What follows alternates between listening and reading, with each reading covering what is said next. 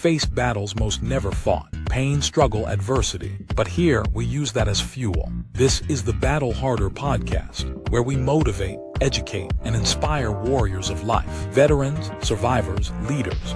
We share stories and strategies to turn pain into progress. Here's your host, Coach Rob. Let's lock in and battle harder.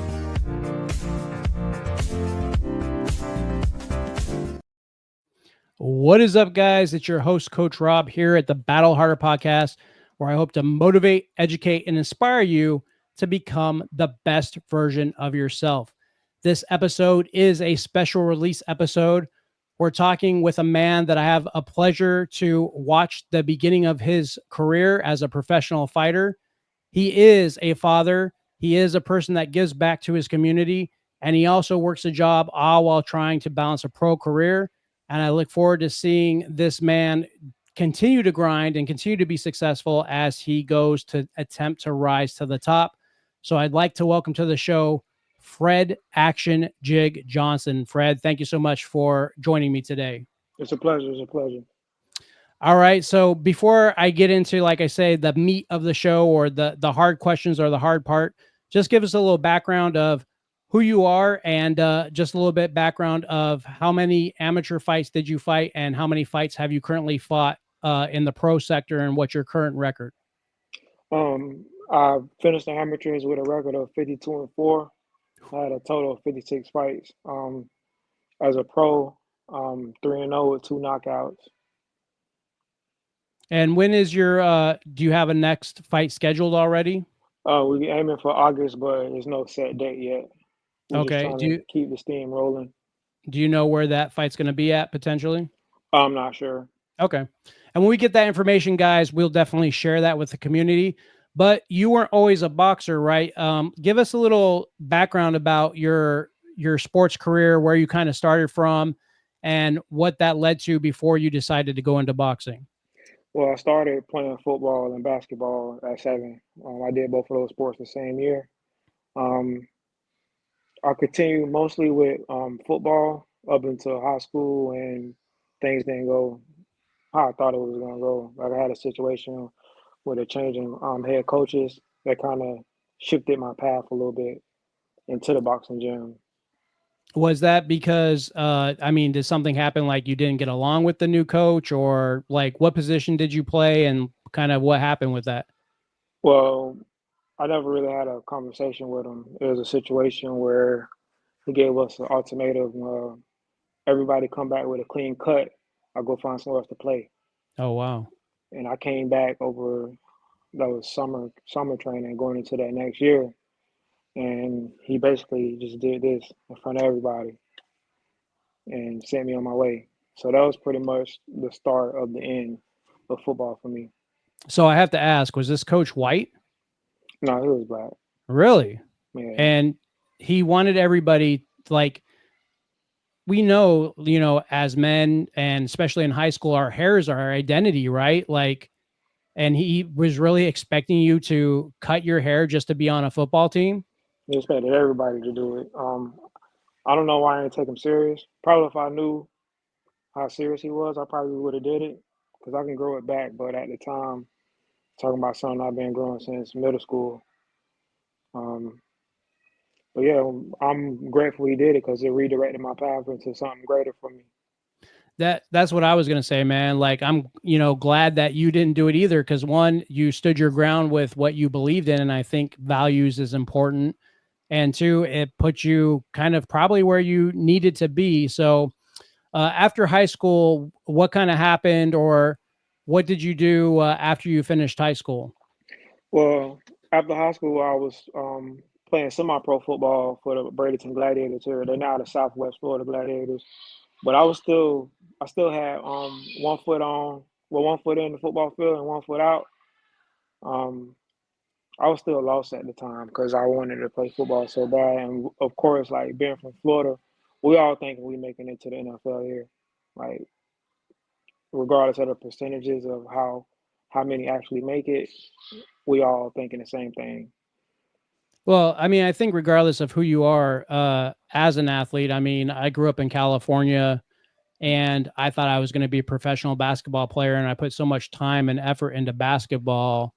And I think, just as a young man, as we watched the people we idolize play the game, like, I grew up going to Lakers games and watching Magic Johnson, actually met Magic Johnson, watching Shaq, watching Kobe Bryant, God rest his soul.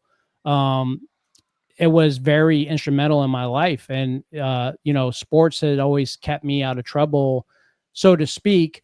So what happened, or where did you make the shift from football to boxing, and why did you do that? Well, going back to high school, when that coach kind of sent me on my way, I was lost for probably like a good semester until I found something to do. I looked up boxing gyms in the area, and I found Powell Boxing Gym, the police academy around here. And I went and checked it out where I met China Smith. He's been my mentor, and he currently is my mentor to today. He's a four-time heavyweight champion here from out of the area. Um, Pretty Did that much, initially, was he the one that initially like started your training and started in this journey? Did like he see something in you as far as the realm of boxing? he just saw a kid who needed an outlet, and I don't think he knew how good I was going to be because pretty much when you've been around the sport as long as he did, he's seen many people come and go. So he did his part as to, what I mean, just taking me in and basically showing me like, hey, this is a way you can go, and it's a better way than whatever you're dealing with. He watched me turn into a boy into a man, so he knows situations I've been in that I came and told him about, and he kind of like put positive words in my ears to like keep me going. So based on that, I have to ask the tough question: was he your mentor? After what happened with your father, can you go into some well, what happened to your father, and like how did that make you feel, and what kind of happened in your life at that point? Well, China, he was there for me, he was one of the few people who I seen every day. So of course he was there for me, putting a lot of bugs in my ear. But the main thing that I did was I accepted therapy. I actually paid for therapy. That's something that I stayed away from. I don't know why my men don't agree with therapy, but it definitely worked out for me. I was paying for that for maybe 3 months up until she was giving me sessions for free. Oh wow. How old were you when your father passed? I was 31. Oh wow. Well, Yeah, 30. I was 32. 32. yeah, I want to commend you for going through therapy, because statistically, black men kill themselves more than white men, like any other race. Like the suicide rate for black men is astounding. And you know, we as men in general, we always say we're fine even when we're not. And that's one of the things that I'm trying to do, and that's why you're on the show, is because I'm trying to break that stigma, to show that you're almost tougher, stronger, more of a warrior to accept that you need help versus trying to bottle it up and go your own road. So, um, if you don't mind sharing, like, what was some of the things that you were feeling or facing that led you to go to therapy? Well, I had incidents that date back to when I was 7 years old, and the same situation happened when I was 9. That kind of like Mm, carried me into preteen and teenage years up until my adulthood as pretty much a damaged person. Like I met a handful of people who experienced the same thing I experienced, and like me, I bottled that up all those years, and it wasn't more so that the other things that happened was greater or bigger than what happened to me. It was just like one of those things that kept adding weight to what I was going through up yeah, until my yeah go ahead. up until losing my dad. That was like the last straw that broke the camel's back, should I say? Definitely. And, everybody in today's society, it seems like we all face trauma, and your trauma isn't bigger than my trauma isn't bigger than your trauma.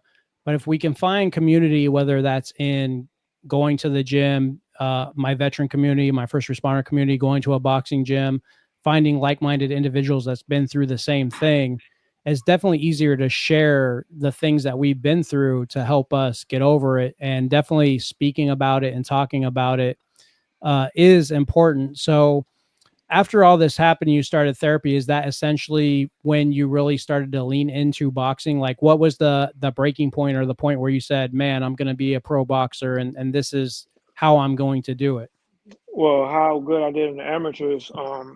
I actually signed my first pro contract in 2017, but there situations with the show that didn't go through. Um, that caused me to sort of be lost again. I went back to focusing on work. I had a 3-year-old at the time, and I was just going through situations with a broken home, as far as me and her mom went. So it was certain things I was dealing with up until I just stopped boxing completely. And me starting my business actually was the start of me actually getting in shape again, should I say. Um, I got in shape and I became a pro boxing coach during the process. So me giving back to the pros I was training, and as well as taking in amateurs and kids in the community, like all that played its part into getting me back into becoming a pro. Yeah, definitely. I think so how did fitness and getting in shape, and especially with your training and boxing, how did that help you prepare to deal with all the things you've been through in life, or how does that help you today, as far as from a mental perspective? Man, I can go back into when I really started the amateurs, when I first walked into the boxing gym and learned how to throw my first punch.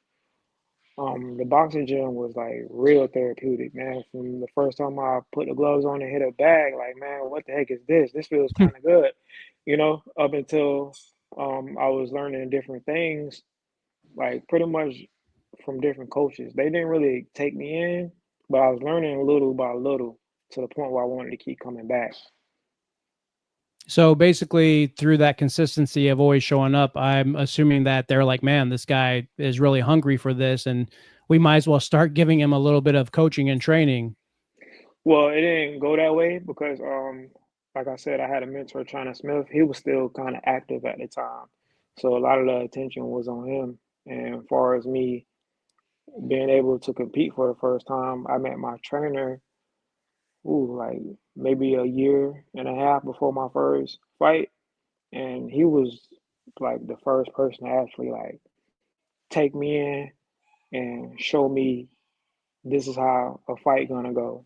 This is what you need to do. This is what you don't need to do. We need to work on this. Come back tomorrow. I'm gonna teach you more. And like from that day on, we've been working together for over 10 years. And you have a lot of amateur fights. How many amateur fights technically do you have to have before you can get your pro card?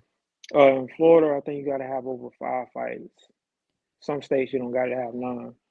But it's real stupid to jump into the pros without amateur experience. Okay, yeah, so I like that. So I'm taking with all those amateur fights you had, because you had a lot. That was just you, like, just learning how to actually compete as far as boxing's concerned in an actual ring and event with another opponent. Yes, it's kind of like going through high school football and then college football, getting that experience before you go to the pros. Um, I had um, most of my fights were sanctioned through USA Boxing, but I fought in different organizations that had mixed shows. Some of them be like kickboxing and boxing, like combined shows. So did you ever do like any MMA or anything? I did 3 MMA fights. Oh wow. Yeah. And so what was it that what was it about MMA that you didn't like, that you said, I'm gonna go boxing route and not MMA route? Well, I did good with fortunately I had people who tried to strike with me, who tried to sit and bang with me, and that played in my field. But I learned that it wasn't for me in training, you know. I'm grateful to experience what I found out in training versus the real stage.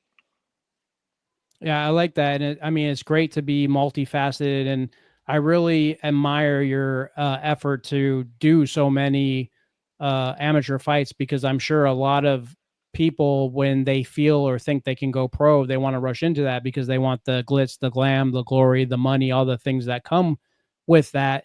But I think that just shows a testament to your character, because you really wanted to hone in your skill. So, with that being said, like, I got to know, man, everybody has these weird fight names. How did you get your fight name? Like, where did that come from? Well, I've been jig since out of high school. I got action jig. I was actually doing underground boxing. Oh, Um, wow. yeah, You were in and Fight Club, man? You were doing Fight Club? it's kind of like that. Wow, bro. It's kind of like that. It'll be a small nightclub and just a lot of people in there, and you don't know who you fighting. But most of the Wow. time, it's somebody off the streets. Where was this at? In my hometown, couple in Fort Myers, Miami area. It was just different clubs. Where are you at right now? In Manatee County, on Palmetto, Florida. It's like 45 minutes south of Tampa and like 20 minutes That's right. north That's of right. Sarasota. Yeah, because I'm in Coconut Creek, so like I'm literally Okay. down the street from Miami, and they have a Okay. bar out here called Renegades where they do. It's not underground fighting; it's amateur fighting, but it's in a Mm, bar basically, and you're just fighting some random person. But that does count towards getting your pro card as far as MMA is concerned. mm. So It was actually big down there back in Kimbo days and Dada 5,000 days, Dada 3,000 or 5,000, whatever his name is. A lot of those guys, you'll see them fighting in underground events. wow, that's that's insane, man. From football to Fight Club to MMA to pro boxing, man. You've done a lot, and basketball. Man, that's a testament to being an athlete. Mm, So with you being a boxer and me, being heavily liking the UFC and boxing and combat sports and watching people fight and talk about interviews and being a dad and everything, what was your theory, or like how do you feel as far as being a dad and your kids seeing you fight? Because I know at your last match your kids were there, correct? Yeah, they've been to every fight so Oh, far wow. as a pro. Um, it's a it's a great feeling. I got a couple clips of my daughter. Like I don't know if it's luck, but whenever she scream out "Go Daddy," I end up dropping my opponent. Do you actually, when she's I, screaming, do you actually hear her? yeah, I hear him. I hear a Oh, lot of wow. people like voices I'm familiar with. I hear them, but I'm mostly focused on what my trainer telling me to do. You know, So when you get in a ring with an opponent, like what initially, when you go out to the ring, what initially go through your head, and what do you do you silent your mind while you're fighting? Do you, like, how do you, I guess, break the noise? Because when you're in a boxing match, obviously there's a lot of noise. Like, how does that either hinder you or help you as far as fighting is concerned? um, well, my trainer is like he was just more than a trainer. Like mentally, like I think he the best person for me because he not just telling me we finna go in here and do this and that. He making sure I'm good mentally first. You know, so he get me to a point where I could just like focus on everything we worked on in camp, and that'll be my go-to leading up into the fight. I'm thinking about like his voice with certain things. He told me what we're gonna do, when we're gonna do it, and why we're gonna do it. But So you're just really focused on the instruction over everything. yeah, what we worked on. Far as me being a fighter, like I'm pretty much you'll probably hear from a lot of fighters. We just become different people. Like a lot of people say, like I'm a walk-in contradiction because I'm soft-spoken and super nice, but when I fight, I'm like the complete opposite. I'm I just become a different person, you know. I like that. And we're going to take a short commercial break, guys. And then I'm going to tell an interesting story about how I met Mike Tyson. And then we'll be back with more questions with Fred Action Jig. So stand by and stay tuned.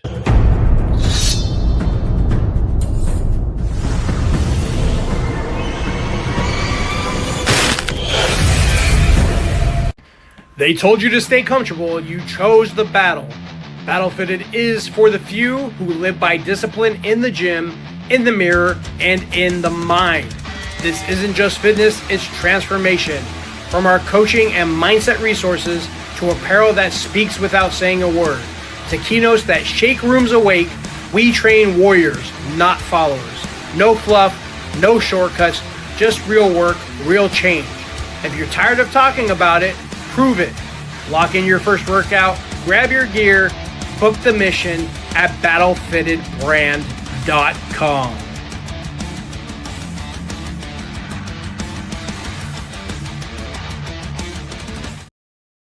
And we're back. And guys, sitting here speaking with Fred Action Jig about coming off his win off his last fight and who he is as a person, dealing with trauma, overcoming adversity.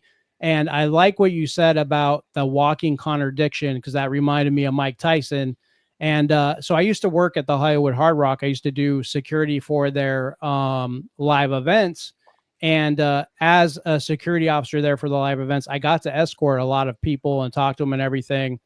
And we were there for the Janet Jackson concert, and Mike Tyson and his wife were there. We get him out of the car. He shakes my hand. First of all, his hand dwarfed mine. I'm like, holy shit, this dude's hand is huge.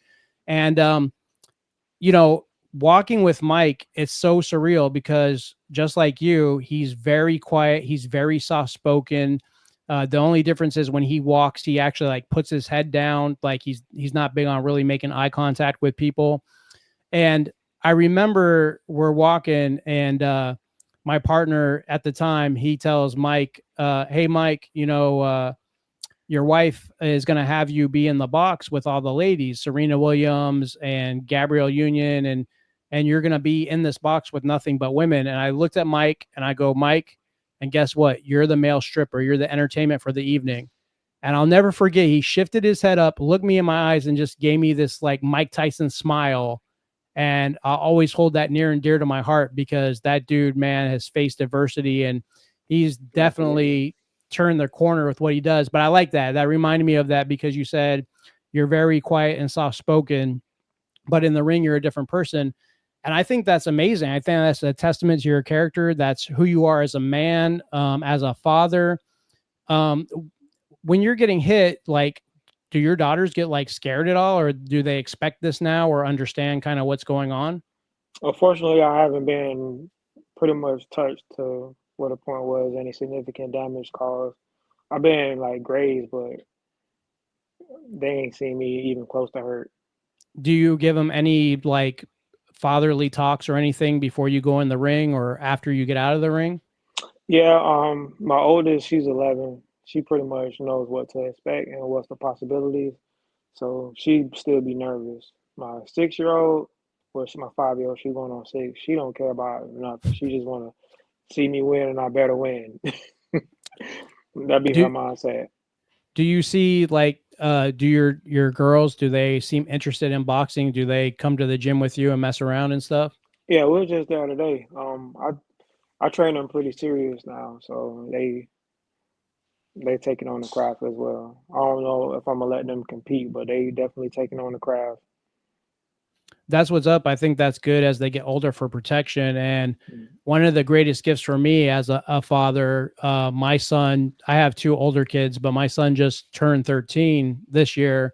mm. And the first day of summer, I had him last week. He said, Dad, can I go with you to the gym? And like for him to say that without me even like asking him, and we did chest and tries, and I put him through his first workout. And the happiest moment of my life is he's struggling, he's pushing in the gym, he's trying his best.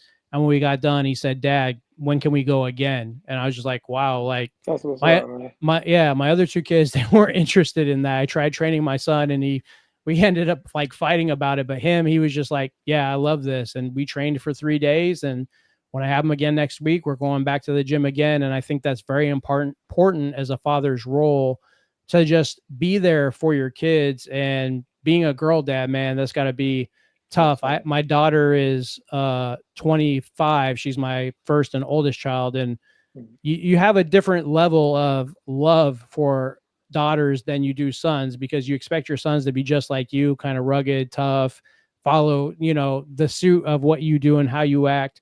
How important is it for you to be a father and be present in their life? And what kind of values or mindset, what kind of things are you instilling in them?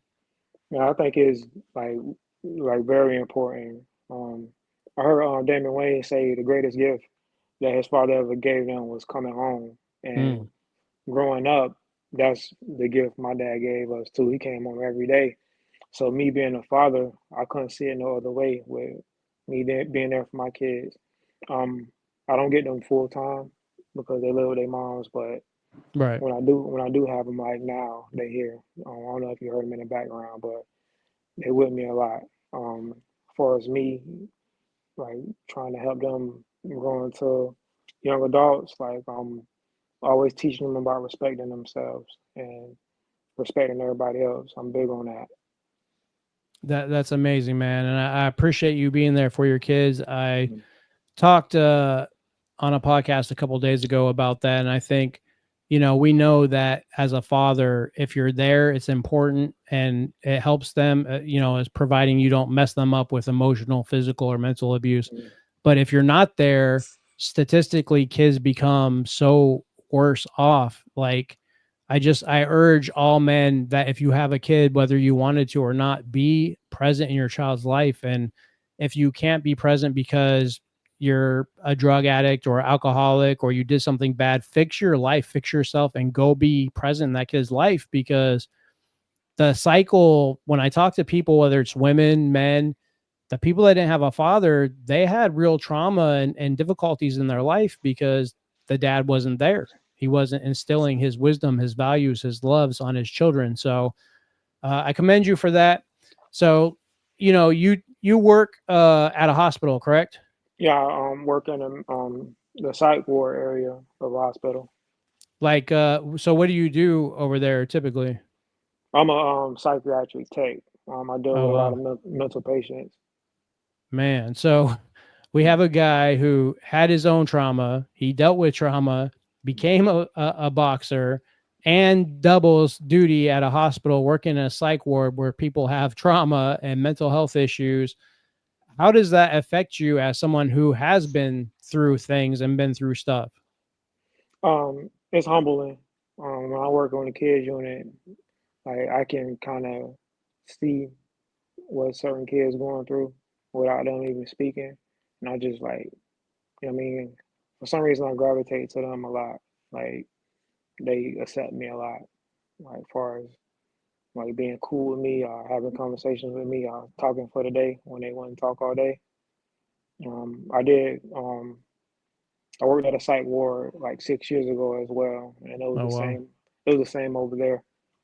I gravitated a little more to the kids, but as far as the adults go, I'm just big on treating everybody like a human being, no matter what they're going through. You have a lot of people see people in those facilities that just look at them as like crazy people. Oh, he crazy. He in a psych ward, but you never know what these people going through. So I try to respect them and just treat them like a human being. Talk to them like a human being, like they just normal people like me. And I can appreciate that because as a police officer, 6 of my years was spent at a Veterans Affairs hospital. And you're exactly right. I would go into the psych ward due to an unruly patient.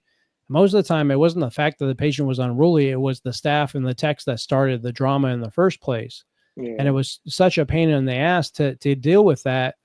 And as a police officer, regardless of what they did, providing they didn't like kill somebody or anything super crazy, if I came up on you and I spoke to you with respect and I treated you like a human being, most of the time they would comply and do what I said. It was always the cops that yelled and screamed or get over here or what are you doing? Like not assessing the situation and taking the time to identify that regardless if this person is a bad person, good person, has mental health issues or not, they're still a human being and they need to be treated with some form of dignity and respect. that's all. And that's bro, like that is just amazing to your story. And once again, the testament of your character, like, um, well, I hope truly for you that you become like one of the most successful boxers in the world and you won't have to work a job, but you're just you give so much of yourself. You went through all these issues, all this trauma, all this struggle. You give to your daughters, you give to the workplace, and you also give back to the community. So let's talk about that a little bit. What do you currently do for the community that you're in? Well, I'm a personal trainer. Like I'm always preaching fitness and wealth. Well, fitness and health. I'm sorry. I wish I could speak about wealth right now, but as far as that, I'm being a personal trainer, and with that comes kids. I train a lot of kids as well. As far as boxing, some of them book private sessions with me, and then I'm volunteering my time to other kids inside the boxing gym during the public hours. Man, that's a beautiful thing. You're always going, always grinding, always hustling. So what are some of the lessons that some of your favorite boxers have taught you as far as the profession that you're currently in?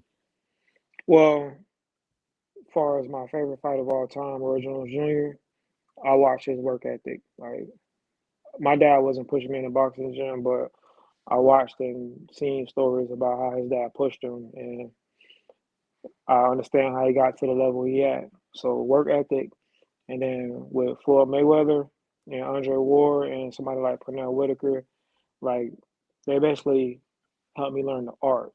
Like a lot of things my trainer was trying to teach me, I watched them do it. Even if I had to go back on YouTube and watch their fights over and over again, and the stuff made sense. Watching them be technicians of the sport, sticking to like what the art is, which is hit and not get hit. Mm. I really learned a lot from them. Like all those fights, I never had a scratch on my face. I had a few bruises, but I never been cut. I had probably about two black eyes my whole career. Do you feel as a fighter that you're a humble personality, or I mean, do you celebrate your wins big, or like how are you as far as after the fight's over and like I assume weigh-ins you have to, potentially talk crap about the opponent. Like what does that do for you? What does that mean to you? Like how do you act up into Well, that part? well, I'll take you into the weigh-ins. I'm respectful. Like we can do the face-off. Like everybody want to do the face-off so they can post it on social media or whatever. But after we do the face-off, I'm shaking your hand. Good fight. Um, we'll go into sometimes we'll cross paths like in the hotel room or the venue, and I'll just give that little head nod. Like I'm not. We both like our families want to make it home too, but at the end of the day, we got to perform for people. So I don't hate you. It's just business. Um, up until fight night, when I get into the ring, I'm gonna greet the judges. But on my way around the ring, greeting the judges, of course, I'm gonna see you. I give you that head nod again, like good luck, and go back to my corner. During the fight, of course, I'm trying to hurt you, but like if I really hurt you, I'm not gonna take any extra unnecessary like opportunity to hurt you even more. Especially if you falling, like or if you out on your feet, I'm not gonna try to take your head off if I see the referee finna stop it. You have some guys who actually take the opportunity to try to get a highlight knockout, Mm. but I understand. Like I took human body and anatomy. Like I won't just like I want to go home and be able to play with my kids when I'm done boxing and it's all over with. I want the same for whoever I'm fighting. I love that, man, and I've always preferred the athletes that are humble, and after you win the fight, you go over to the person and make sure they're okay, and all Yeah. that good stuff. And as far as your fights are concerned, amateur and pro, did anybody ever have like real beef for you, and you were just like, why do you have this beef? I don't understand it. Not in the fight, cause like we only know these people for a day. As far as when you make it to a certain level, they probably built up some bad blood and animosity watching each other through the media and hearing them go back and forth. But my real beef only was in like sparring. Like you'll spar people you don't like, and that's how I get set up in the first place. Like somebody says something, or everybody feel like they the best, and like certain people will say, "Come to my gym and prove it" or whatever. And we'll get on the road and take about 3 hours, 4 hour drive to go spar. Yeah, But I've heard that before in the MMA community too, that things are settled in the ring, and I think sometimes they should be. Before we get into the final question of the night, just you were talking about being able to push yourself. Like, what are some affirmations or things that you do or things you tell yourself when you want to quit that allows you to keep going in your training? well, like I just remind myself, like even if it's the hardest thing I'm experiencing right now, um, it'll be over, and tomorrow, a new day. Like I'm probably gonna feel better tomorrow. I just know I made it through today. I got to get through tomorrow, and maybe the next day gonna be better than that. Like I'm always looking forward and reminding myself that I got another 24 hours. You know. And I like that. We should always look forward and never look backward, right? Our past doesn't matter. Only that matters is our future. Where can they find you And besides Instagram, and give us your Instagram handle, where else are you on social media, or where they can find you and like look up your fights and all that good stuff? I don't post my fights. I post like highlights, but not like the full thing because I'm at a point right now where I can't be studied. Like if I find other opponents, I'm gonna study them, but I try to avoid that from happening. So I'm not posting my full fights. But you can follow me on Instagram at Action Jig, Action JIGG, and the same with TikTok. Are you doing the crazy dances on TikTok? Nah, I'm just I'm just messing with you, man. nah. So the final question of the night is, what is your definition of turning pain into progress? My definition of turning pain into progress would be just using some of the things that's hurting me and damaging me as fuel. Um, maybe it'd be to go into the gym and do an extra 20 reps when I was just there to do 10. Um, maybe that fuel will push me to do an extra 5 rounds in boxing training. You know, whatever I'm going through is just situations like that where I'm just using that as fuel now. When in the past, pain used to just stop me in my tracks, and it had me in the bed sometimes for days, man. Oh, wow. I'm glad I'm healed now, and it's a situation where I can view the world better and think about the next day. So now that's what that pain does to me. It's just fuel. That's right. Fuel is the fire we needed to make progress. So, guys, my final thoughts is, make sure you follow Fred on his Instagram account. I follow him. You'll see some of the promotions from this YouTube special, and make sure to like his posts and everything. We have a man here that his work ethic is undeniable. Him being a father is undeniable. And if I had to give him a title, it would be undeniable. So maybe Fred, your name should be Fred Undeniable Johnson. But I really appreciate you being here. And it's just a testament to who you are as a person. I look forward to seeing your career flourish. And guys, as I like to say to my community, remember to always be fit for battle. Thank you. Thank you for having me. You've just heard another battle-tested conversation. Now it's time to take action. If this episode lit a fire in you, subscribe on Spotify, Apple, iHeart, or YouTube, so you never miss a moment that could change your life. Want to go deeper? Connect with Coach Rob at BattleFittedBrand.com for coaching, gear, and tools to help you turn your pain into progress. Remember, life will test you, but you're built to battle harder. Until next time, stay locked in, stay ready, and keep showing up.